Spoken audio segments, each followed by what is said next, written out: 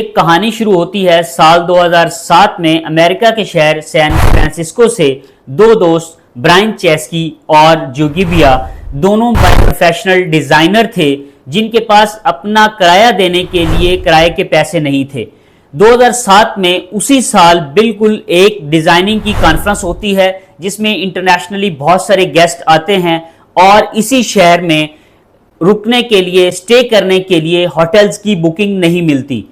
इसी टाइम पे इनके जहन में एक आइडिया आता है कि हमारे पास जो रूम है जितना अवेलेबल है वो हम यूज करते हैं और जो बाकी रूम है जिसको हम यूज नहीं कर रहे उस पे हम एयर बेड लेते हैं, यानी मैट्रेस जिसमें हवा भरी जाए, और फिर उसको हम एक वेबसाइट बना के वहां पे किराए पे दे देते हैं।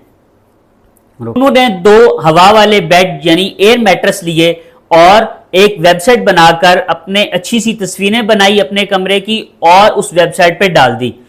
पहली नाइट उनको 3 गेस्ट मिले जिसमें 240 अमेरिकन डॉलर उन्होंने कमाए।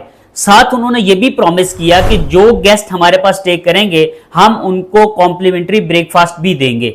इसी वजह से 3 गेस्ट उनके पास आए। जब 3 गेस्ट आए, इससे ये फैसला किया कि हम हवा वाले मैट्रेस यानी एयर मैट्रेस लेते हैं। उन्होंने 3 एयर मैट्रेस लिए और ये फैसला किया कि जिस कमरे में हम रहते हैं जितना एरिया फ्री है उसको हम रेंट पे दे देते हैं। 3 मैट्रेस लिए, अच्छी सी तस्वीरें बनाई और साथ ये कमिटमेंट की कि जो लोग हमारे पास स्टे करेंगे उन लोगों को हम ब्रेकफास्ट फ्री देंगे। तो पहली ही रात 3 गेस्ट मिले और 240 अमेरिकन डॉलर उन्होंने कमा लिए। अब सवाल यह था कि उनको यहां से एक बिजनेस आइडिया मिला कि लोगों को बुकिंग, होटल बुकिंग के लिए बहुत सारे चैलेंजेस का सामना है, हम इसको एग्जीक्यूट कर सकते हैं। इसी सिलसिले में उन्होंने बहुत सारे लोगों को मजीद इस पे इम्पैनल करने की कोशिश की। एक अच्छी सी वेबसाइट बनाई, लोगों ने अपने आप को उस पर रजिस्टर्ड करना शुरू कर दिया, जिसपे जो होटल देने वाला था यानी होस्ट था वो भी अपने आप को एनरोल कर सकता था और जिसे होटल की बुकिंग चाहिए थी यानी गेस्ट, वो भी अपने आप को उस पे एनरोल कर सकता था। अब सवाल सिर्फ ये था कि ये काम शुरू हो तो गया लेकिन एक ट्रस्ट डेफिसिट था। कोई भी इंसान किसी दूसरे इंसान को, अनजान आदमी को अपने घर में कैसे स्टे दे सकता था और कोई भी अनजान इंसान किसी दूसरे के घर में रुकने से भी गुरेजा था। अब उन्होंने ये सोचा कि इस ट्रस्ट डेफिसिट को कैसे खत्म किया जा सकता है।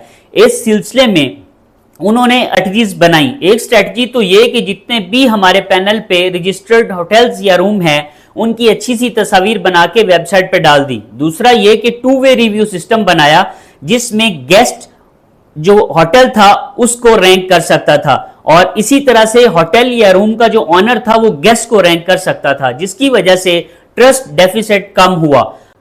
और अब ये दुनिया के 220 से ज्यादा मुमालिक में काम कर रही है और 40 लाख से ज्यादा होस्ट इस पे रजिस्टर्ड हैं।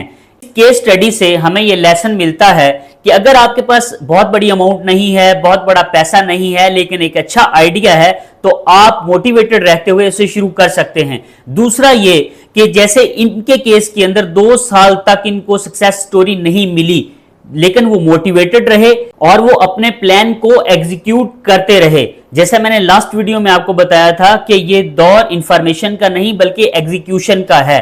Thank you.